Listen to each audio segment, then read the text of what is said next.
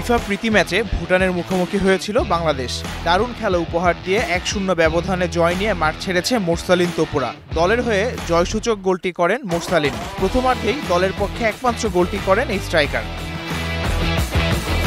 ম্যাচের 5 মিনিটেই গোলের দেখা পায় বাংলাদেশ।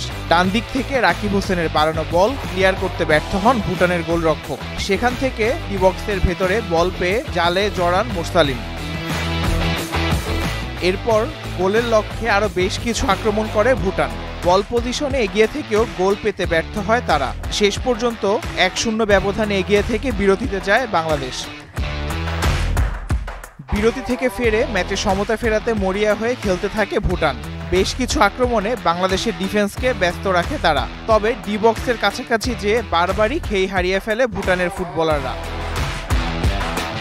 অন্যদিকে ম্যাচের শেষ দিকে সহজ সুযোগ পায় বাংলাদেশও। তবে শেষ পর্যন্ত আর কোনো গোল না হলে 1-0 ব্যবধানে জয় পায় team Bangladesh. Mahi Hasan, news time.